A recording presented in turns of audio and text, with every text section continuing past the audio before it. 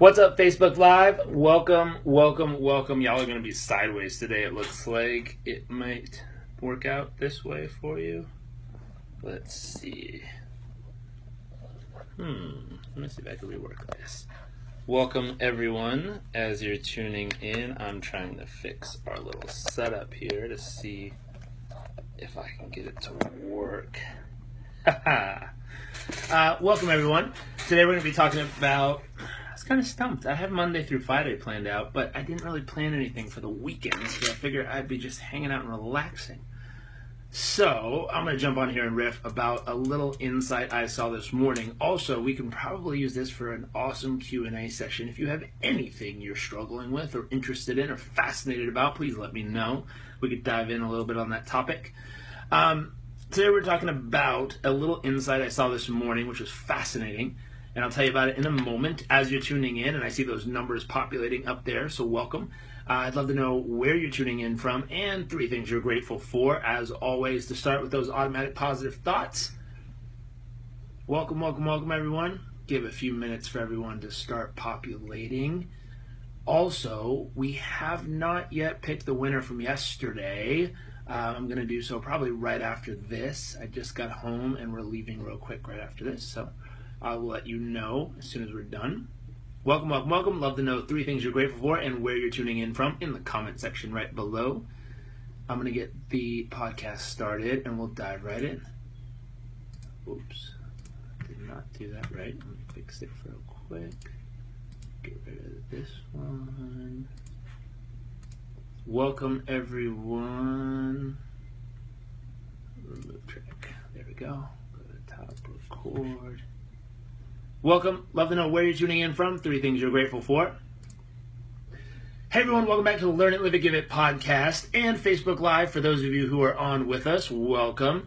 As always, I always start with creating those automatic positive thoughts. I'd love to know where you're tuning in from and 3 things you are grateful for. For those of you who've been participating by commenting right below this video in the Facebook Live, I really appreciate you. It makes it fun and interesting. And for those of you who've been tweeting, Justin from San Diego, family, friends, and job. Roger from Austin, Texas. Clients, family, and friends, welcome. It looks like y'all might be sideways today. We have a different cord we're using, so it has you tilting sideways. Let me see if there's a way I can prop this up real quick. You guys would laugh if you saw my setup. Let me see if that'll work. A little better. A little on tilt. Anyways, welcome. Glad to see you. Today we're talking about a little insight I saw this morning while taking our puppy, who wants to say hello. Come here, Foz. Oh, look at this character. Oh, what puppy licks. Oh, look at. Hello. Good afternoon, everyone. Downstairs, buddy. Go on, downstairs. You can do it. Come here. So, little insight. I was taking this guy for a walk, and as we were walking, there was a little baby bird that had fallen out of its nest. And I don't know if it fell or it jumped, because it was old enough and strong enough to be able to kind of jump up and like hop a little and then fall over. But it wasn't strong enough to actually like flap and go flying around anywhere. So it's a really fascinating situation because we're walking down the street. Jeremy from southeastern Michigan. Grateful for God, family, and business. Amazing coaches. Thank you. Very cool. So this was interesting.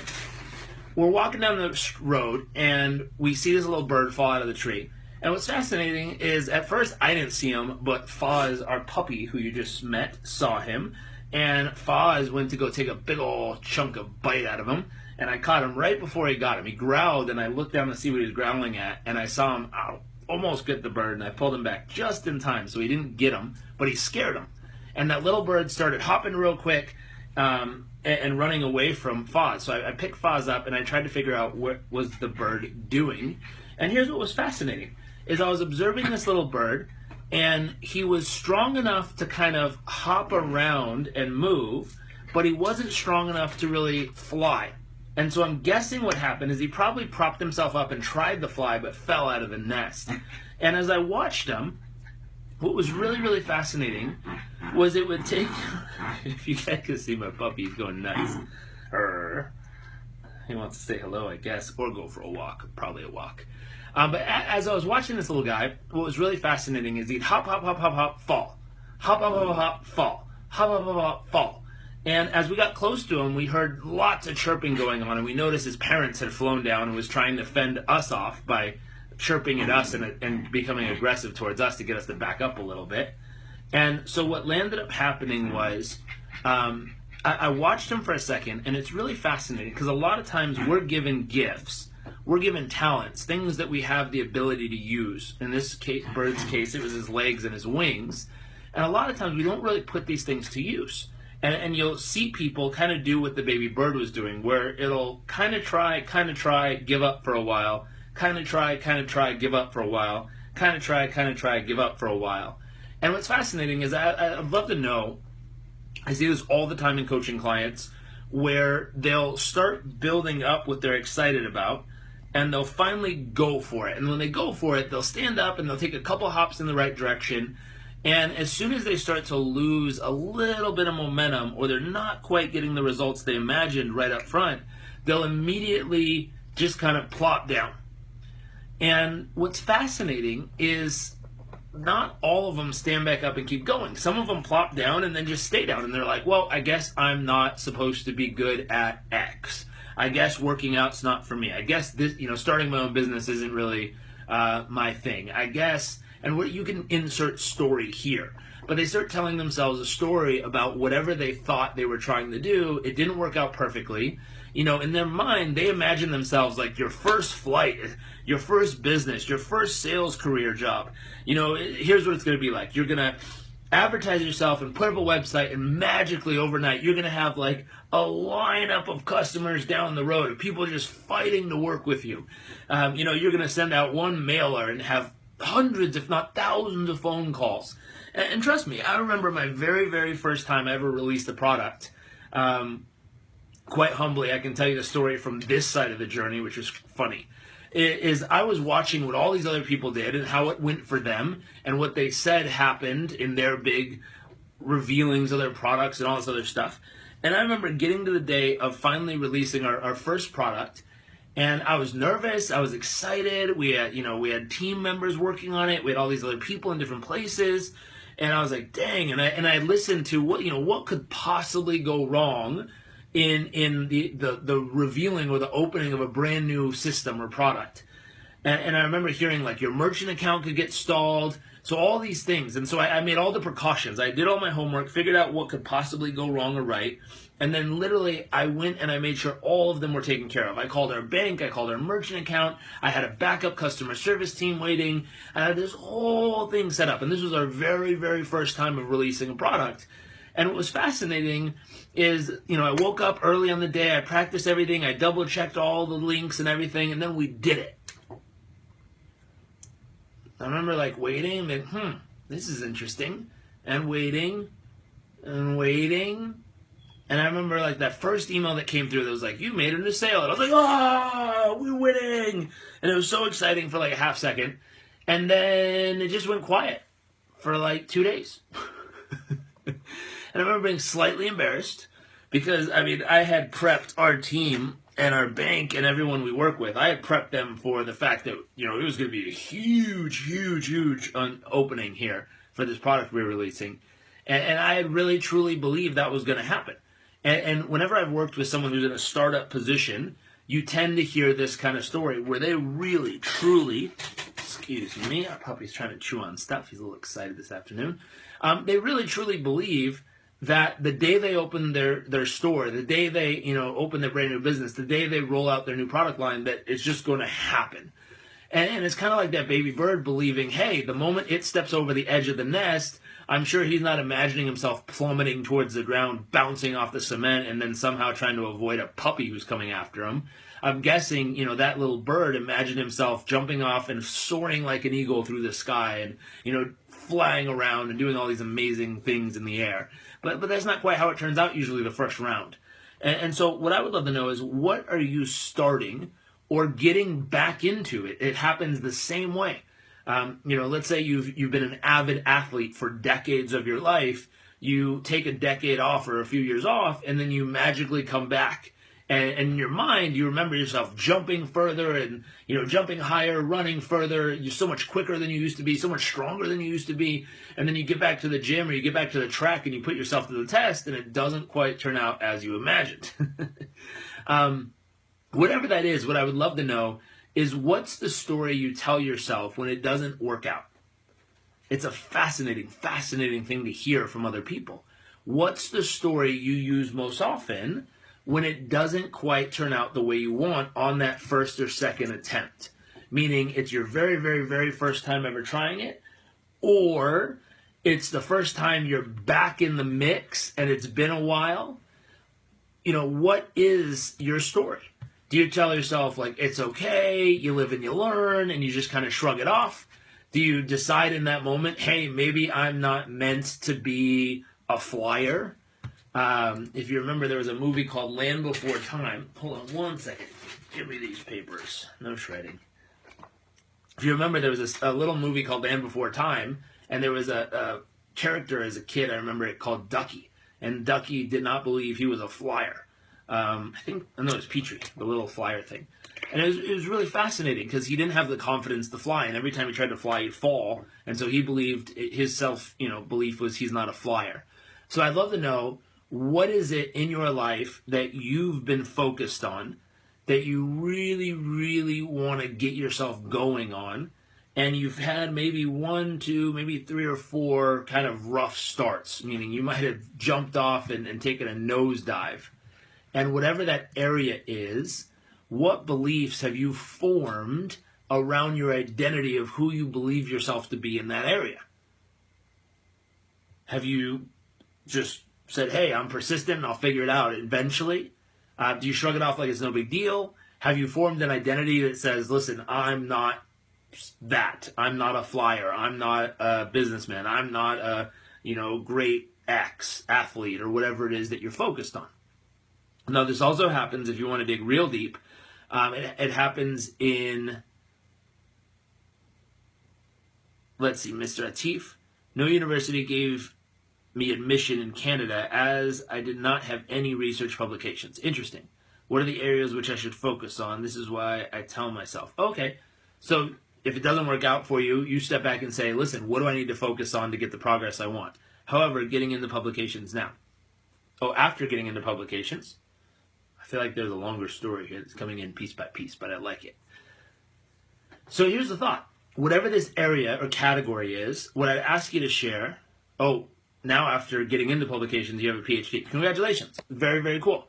So you just simply stand back, Mr. Atif, and say, where do I have to focus and get to work? Very nice. Awesome move on persistence there. There it is. For other people out there, what's the area of your life that you'd like to make more progress in? You'd like to see bigger, better, faster, stronger results that you're not currently seeing them in. And if anything, you've had a couple rough starts. If anything, on top of the rough starts, you've had a few face plants. What is the area for you? Everyone has one. And whatever that area is, what are the beliefs you formed around that? Now, on the flip side, if you're thinking, hey, I'm a badass, kick-ass achiever, I don't have any areas that are struggling, I'm making progress everywhere, I just want to figure out how to get faster progress, bigger progress, more progress. If you're on that side, then you can answer this next question as well, which is, regardless of where you're at, regardless of what you're focused on, the second question is, what identity have you formed around this area of your life? Even if you're an absolute kick-ass, top-level achiever, I'm sure you formed an identity. And your identity will have certain benefits to it. Like it'll help you mentally, emotionally, physically feel good in certain ways. But every identity, for the most part, may have some limitations to it.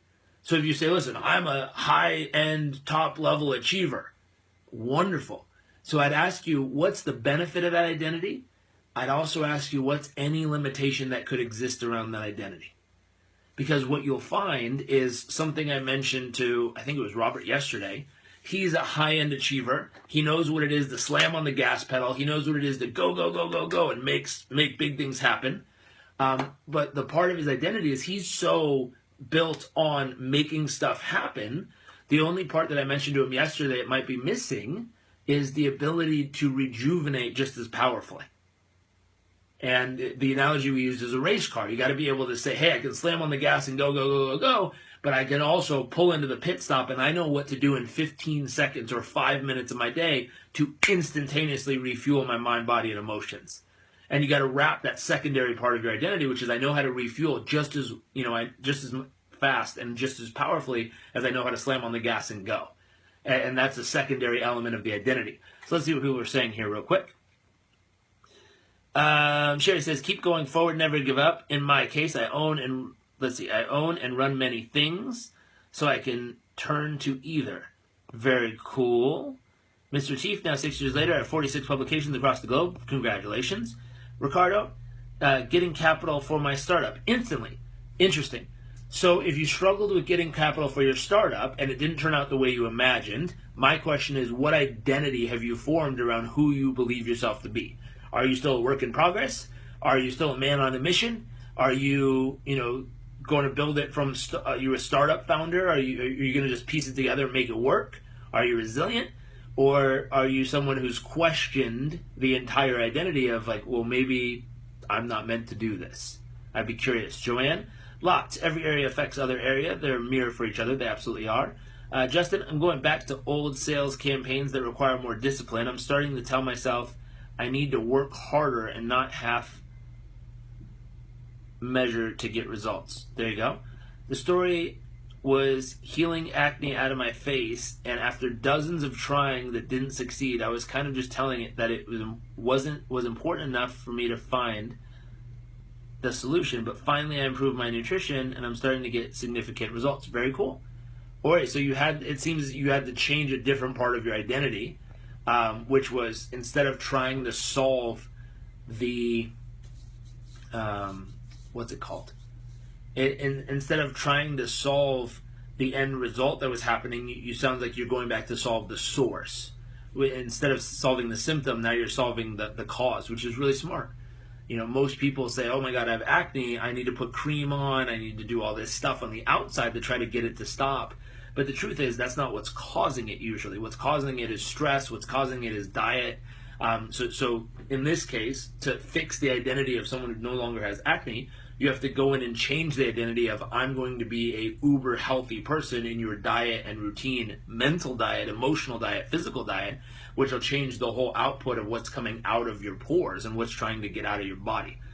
Cleansing helps a lot there, and also shifts of the main part of your diet. It's fascinating there. So here's what's really interesting. As you're identifying that, going back to those people who are struggling, if you're struggling and you've allowed an identity to get wrapped around, and when I mean identity, what I mean is just how you label yourself, what you call yourself. If you've allowed an identity to get wrapped around the negative side, which is it's not possible, or I can't make it happen, or maybe people like me don't get these kind of results, you need to update identity. If you're a high kick-ass top-level achiever and you have a great identity, you might need to add or subtract little tiny bits, fine-tune your identity to get yourself to a place where you're absolutely at the top of your game, just like we were talking about yesterday. That car where he was great at slamming on the gas, he needed to add a part of an identity that says, I'm also great at refilling and refueling, which is just as powerful, if not just as important. Ricardo, my identity switched to what I can learn. I love learning, so I switched focusing on learning new skills and adventures, which to accomplish my goal of getting partners and investors. Very cool. Very cool. I'll throw something else out there which is fascinating to think about, and this goes for every relationship that's out there. A lot of people I talk to, when you talk to them about relationships, they get excited about writing down what their absolute ideal partner would be and how they would show up.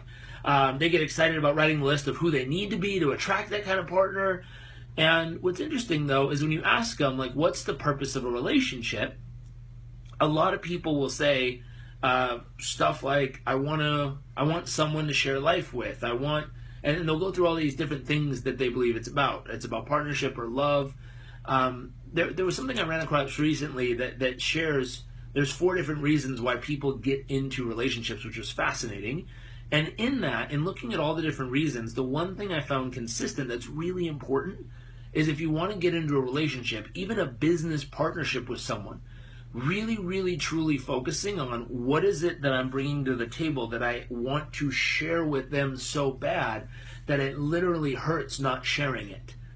And if you look at even a partnership of funding like that, what do I want to give to this partner? What do I want to share with them? What do I want to provide to them that is so exciting for me to give to them and share to them that I can't wait to get in a relationship with them, even at an intimate level.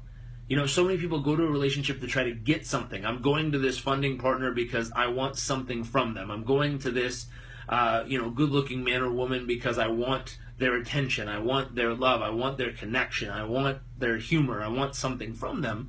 Versus, I'm going to this person because I have something that I value that I literally just want to share with them. And I would love the opportunity to just say, hey, I have this. I'd love to share it with you. Hopefully it's useful and interesting in your life. Here you go. And if you love it and appreciate it, wonderful. And if you don't, that's okay too. I just get excited about the opportunity to be able to share this with you. And if you shift that mindset from going there to get anything to going there just to give and provide and share, it's really amazing what happens. My belief is in a relationship, when you go there to get something, eventually you're able to literally drain it out. And when the person's tired or hangry or frustrated or sad or empty, and you try to get it from them and you can't get it from them any longer, then there's this weird feeling of like, if I can't get it here, I need to get it somewhere. And hence why people look around and all this other stuff happens.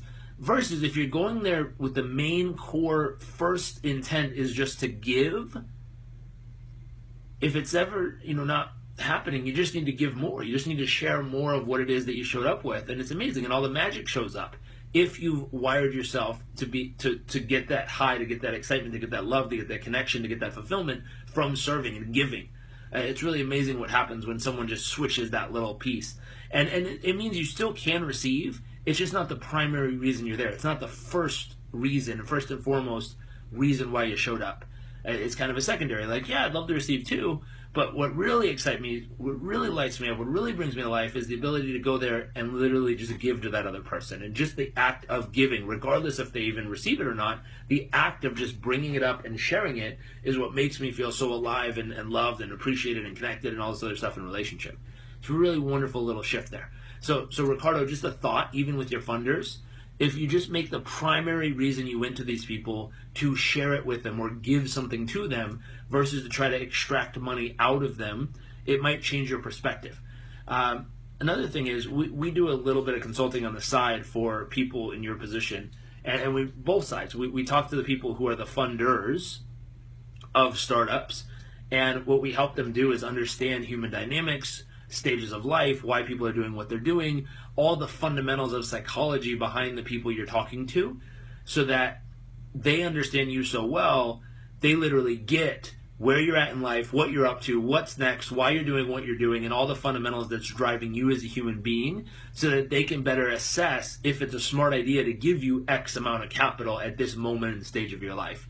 I'll give you an example. Some guys, and girls too, but some young guys especially, predominantly, there's a stage of life where it's all about proving to themselves what they're capable of or what's possible. And what's interesting is a lot of guys land up in their 20s doing a startup, and what's fascinating in that stage of life, they're just trying to prove to themselves what's possible, and as soon as they prove it, they're on to the next thing. So that's all they're trying to do, is if I can prove it's possible, as soon as I have it, great, who cares, now let's go to the next thing. And it's an interesting investment to invest into them, because if you really break down their psychology, and their first thing to prove to themselves is they can get funding, and the next thing is to prove that they can, produce customers, and the next thing is to make $1 billion, and the next thing, if it's lined up properly, it can be a great investment with someone young, because literally in their mind they have this insatiable hunger to earn more, better, bigger, faster, and it never goes away. Now, at the same time, if it's misaligned and you give that person funding, once they got the funding, they high-five themselves and say, hey, I did it. I won the game. I'm good. I'm going to go somewhere else now, and I'm going to focus on something else. And what's fascinating is you'll be throwing money. Dan, what's up, buddy? You'll be throwing money down the drain at that point, because you've literally funded someone who their main outcome was to get funding, and now that they have it, they're on to the next outcome, which could be lifestyle or girls or traveling or doing whatever. And predominantly this falls in with young guys. So it's really, really fascinating to look at and to think about who you're funding, understand their psychology, their model of the world, their map of what success means, their 5, 10, 20-year vision for their life. Most people in their 20s don't have a 5, 10, 20-year vision for their life. So it's a little interesting to be, loading millions of dollars into someone at that stage if you haven't really mapped out, George, what's up, buddy? If you haven't really mapped out where they're at, what they're doing, and how they're doing it. So we do some ad hoc work on the side for investors to show them this so that they can better understand who they're investing into, how they're investing, and making sure it's really, truly going to line up the way they imagine. Because the worst thing that happens as an investor is you get excited, you see an opportunity, you think, oh, this one's the magical unicorn, or as my friend Dan calls it in his book, Breeding Gazelles. So you think this is a magical gazelle, you throw a bunch of money into it, only to learn that this magical gazelle startup founder, now that he made $1 million in funding, he's like, I'm not that interested anymore in this company. I'm going to go try my next company. And you're like, really, bro? I just dropped $1 million into you, and you don't care about it anymore. Fascinating. So it's something to consider. On the flip side, if you're someone who's trying to assess funding, we can help you better understand the psychology of the person who's investing in you so you can better step into their world, really understand what they're up to, really understand what they're really after, because not everyone's just after double, tripling, quadrupling their money, even though as an investor you'd think so.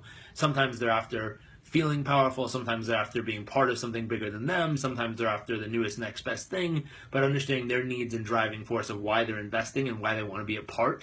And it's fascinating. If you both sides understand each other better, I mean, this can save you a point or two on the negotiation pieces, which depending on the size of your business and what you're doing, long run it could save you $100,000, $1 million to $10 million, depending on the size of your deal that you're getting into as far as the investing or the investor. So it's just fascinating, something we do on the side for fun. But thank you for sharing all that. If you have any other questions, I'd love to riff a little bit longer. I think we have about 3 more minutes. Oops. And I'd love to see what I can offer up as value for you today. Going back to the very beginning, for those who just tuned in, love to know where you're tuning in from and 3 things you're grateful for. But if you're just tuning in, just to rewind, we're talking about the fact that if you've ever gone out and tried to do something for the first time, you've had a bit of a rough start, done a few face plants, inevitably what ends up happening is people start to form an identity of who they believe they are. And if you faceplant too many times, and you even faceplant once and build an identity of, I'm not a walker, I'm not a flyer, I'm not meant to do X, at some point you need to go back and reshape that personal identity to make sure that it's set up to help you continuously make progress and grow and learn and get the results you want, and it's not limiting you in any way. Joanne, how often are these live chats? I'm trying right now to do them daily. I'm on a live chat streak. I think this is chat number 6 or 7 in a row. If you go to my Facebook page and scroll down, you will see about 30-minute chats. I'm trying to do them daily every day this month. We'll see how it turns out. So far, I'm on a roll. Just offering great tips and advice. If you have any subjects or topics you'd like me to talk about or focus on, please send them over. We're always fascinating and interested of what people want to hear about or focus on.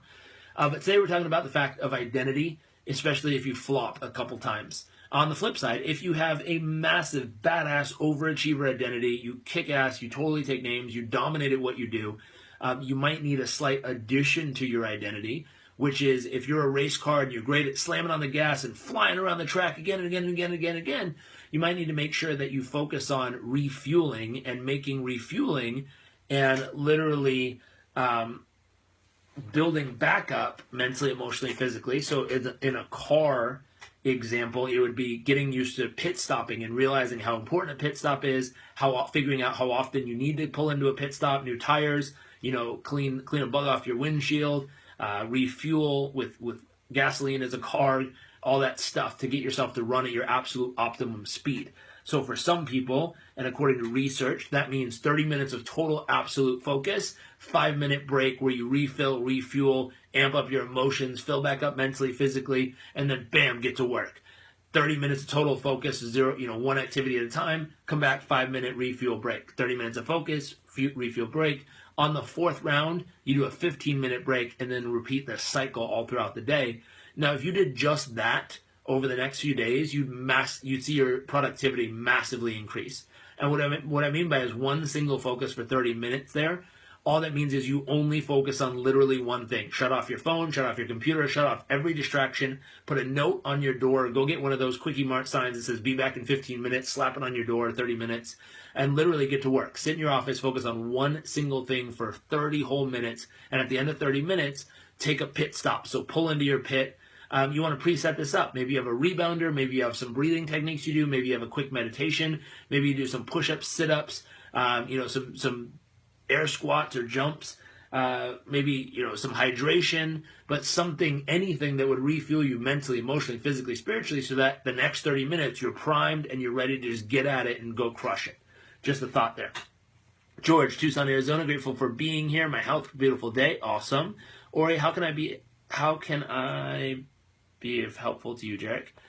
Ori, if you know anyone who is looking for a badass leadership type training on how to become a better coach, so they're a manager, an owner, an entrepreneur, an amazing family, mother, father, someone who wants to lead, coach, and manage better, tell them to go check out Performance Coach University. It's our training program, and we are currently enrolling right now. We're just finishing up our second class of people coming through. They're about to be graduating in a couple weeks, and they have to do their final graduate requirements. We'll get them out in the world, kicking some ass. But Ori, if you know anyone who is in a leadership position or runs or manages, owns a company, and wants to up their leadership performance as far as their own performance and their team's performance, tell them to check out performancecoachuniversity.com, and we would love that help. Janice, nice to see you. North Carolina, grateful for your baby bird. Michael finally flew. The best, wish him luck to, was recognized being first department to get bronze level 3, money in the bank, and bills paid. Awesome. Congratulations. Keep kicking some butt. I remember when we first crossed paths a little bit ago, this was not the situation, but I'm glad to hear that you've kicked butt, turned it back around, got it on track, and you are kicking butt. Can you share the link with us? Sure. Let me pull up Facebook here and I'll share it with you. Suresh, nice to see you. Anila, nice to see you. Let me get this up real quick.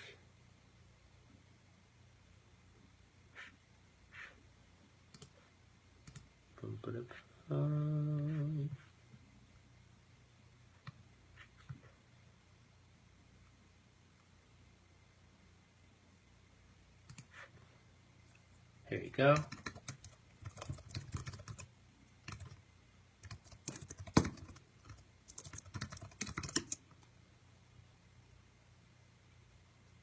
No, messed that up.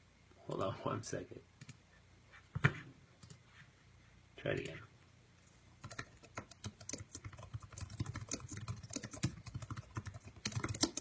There you go. Or there is the link. George, are you on Snapchat, Jairek? Of course I'm on Snapchat. It's just my name, Jairek Robbins. Let's see. Nice to see you again. Nice to see you as well, Suresh. Is there a pit stop for larger scale? Interesting. 3, 6, or 12 months or so. What does that look like? Very, very fascinating. So my thought is, and this is something I've thought about from the very, very beginning with people, is so many people work, and then literally need a vacation to go refuel after every so many months because literally they've burnt themselves out mentally, emotionally, or physically. So something that I think about, Suresh, is how would you be able to keep yourself going constantly without ever stopping? And this isn't for everybody. This is for people who are parents. First off, you don't get a magical break as a parent. It's not like 3 months in, you're like, oh, you go stay at grandma's for a month. I'm going to go, take a break and just refuel myself. Doesn't usually happen with parents, at least the ones I've talked to. They tend to say that that's not really an option. People who are entrepreneurs, you start your own business and you're a founder and a startup founder specifically, you really don't get to just call it 3 months into your business and be like, I'm going to go refuel. See you guys later. It's not really something that happens. It's possible, but it doesn't usually happen. So my thought is, in those scenarios where you're in a situation that you can't really just randomly turn it off in the first so many years there. You need to come up with a system that doesn't drain you. I'll give you a fun story. When I first met my wife, what was really fascinating is her system was set up where she would literally max out every moment of her week. And she would only sleep like 4 or 5 hours a night. She doesn't like sleep. She literally gets up in the morning and goes, ugh, why do I have to sleep? I wish I could just keep going. Because she has so much she wants to achieve and experience in life. It's quite entertaining. And so what's fascinating is she was doing 4.5 to 5 hours of sleep. She would, randomly eat really quick in between stuff. She was volunteering at multiple charities. She was on multiple sports leagues. She was doing her master's. She had a great job. She had maxed out literally every single moment of her calendar, morning, night, noon, afternoon, everything. And it was fascinating. And what was interesting is I noticed a pattern in her when we first got together is she'd go, go, go, go, go, go, go, and then literally have a day on the weekend where she would sleep for 12 hours. And she'd wake up and be like, oh my gosh, I really needed that. I was exhausted. And then she would just go, go, go, go, go, go, go, and then just black out because she needed to completely refuel. And then go, go, go, go, go, and then completely black out. And I started to notice a pattern. And yes, I do have an amazing wife. I love her. And so it was amazing. And I started noticing a pattern. And I said, hey, just a question. I don't know what you like personally, and it's completely your choice. But would you rather have to go, go, go, go, go, and then lose an entire 24 hours because you literally can't sustain the pace? Or what if I could show you how to take literally just maybe a couple hours each day? So instead of losing 24, maybe you just use, let's say, 14 hours. So I could get you about 10 hours of your life of productivity back just by spending 2 hours a day of refueling a little bit more instead of just waiting until you're out and face planning. And she was like, wow, I could really get 10 hours back of productivity and to go do more stuff. I was like, yeah. She's like, we had a weird negotiation. We negotiated. And here's what was really interesting, is when we got down to the final details, I showed her on paper, and then I said, here, try this. I said, try sleeping just a little bit more every day, just slightly. Ideally, let's say 7.5 hours or 8 hours of sleep instead of 4.5 or 5, so a few more hours of sleep.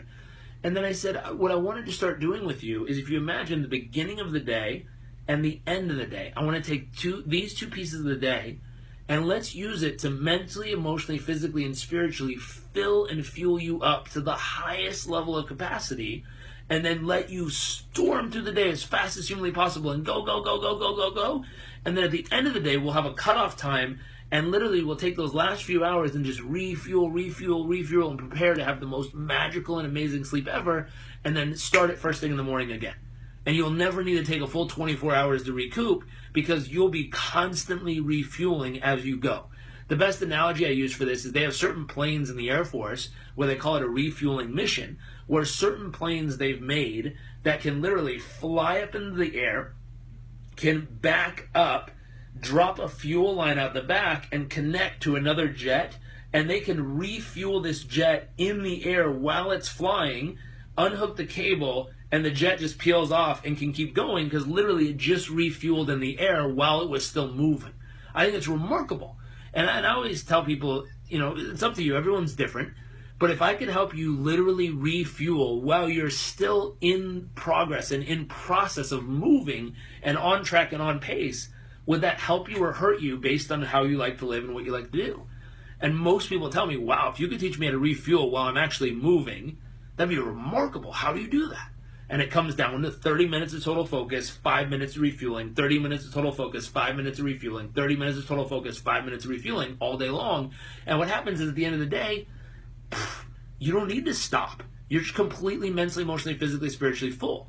Now, like you say, larger blocks to start the day have a bigger section that refuels you. 818 Bomber, I helped to build it. Very cool. Well, thank you. Thank you, ma'am. Thank you, Janice. So there it is. That's the one that refuels or the one that gets refueled. I think that's the one that refuels. And then on the flip side, so you think that's like the daily refuel. Focus, refuel. Focus, refuel. 30 minutes on, 5 minutes off. Refuel. to start the day, for the whole day, refuel in the morning. So giant pit stop, refuel, mental, emotional, physical, spiritual, that morning routine. Work all day with little pit stops in between. Refuel all night, get ready for the tomorrow. Here's what's fascinating. It gets the fuel. Cool. Very cool. So how long can you go before you literally need to just shut off? The truth is, some people, you can run that refueling every day and never stop, because that's how you keep going and never have to completely turn it all off. Now, some people would rather take time where they can literally just shut off once a month for a weekend and disappear. Some people, they want, a week or two every couple months, where every 3 months they take an entire week and just disappear. And then other people, they like to take a month once a year and just shut it all off and disappear. It depends on what you're up to, depends on how you like to live. It's different for everybody, I've found. But ideally, maybe if you wanted to narrow it down, you would take, how do I refuel personally? Michael, great question. So every morning, I have a morning routine, mental visualization. It's on a treadmill desk right behind me. You can see it back there. I think our puppy is ready for a walk, and he's letting me know. Just 2 minutes, buddy. 2 minutes. We're almost done. So what I'll do is I always start off the day with meditation. My thought is clear out anything that's left over from yesterday. So start the day with meditating, just cleaning out the inside of my mind, body, and emotions. 2, jump on a treadmill desk, and as I'm walking, I'll mentally, start off with gratitude to refuel and make sure I'm totally full. Then go into, from gratitude, go into mental visualization of all the goals for the next 20, 10, and 5 years. From there, I'll go into my mental rehearsal of the day. So mentally rehearsing all the great stuff that's going to happen, mentally rehearsing any challenges that are going to happen, and then working through them and getting to be successful on the other side. Do you want to go for a walk? That's a yes. Okay, we got to take him for a walk. And then at the end of the night, it's something where we have a shut-off time. We go do some restorative yoga. We do some meditation. We read books. We stretch. We have some really cool grounding mats we'll go lie on and do stretches on. They hook into the grounding rod of your house, and they ground you to the ground, just resets your energy. Have dinner, laugh, hang out with each other, and we'll do stuff. We'll start to adjust the lights. 3 hours before bed, we'll start wearing stuff like these awesome things to block out the blue light so it doesn't mess up our melatonin. Let's see. I read Dan Ariely's book that if you do something you don't like, you better keep doing it as long as possible until you finish, because that way you get used to it and it's easier. What do you think? It's a possibility. It depends on the situation. I do have to get running, though. What time do you start and stop? So we generally start at 6:30 in the morning. No. Oh, start the day. So our morning, we get up at like 6:30, and we'll do everything. We generally start the day right about, start right around 9 o'clock. And then we try to cut off at like maybe 7:30 at night. Okay. Our puppy is letting me know it is time to go. So hope you all have an amazing day. I will see you tomorrow. If you found this useful, hit that share button. If you have any questions, leave them below, and I'll make sure to answer them tomorrow right around this time. Or I'll write you back when I get back. But I have to take him out. See y'all later. Bye.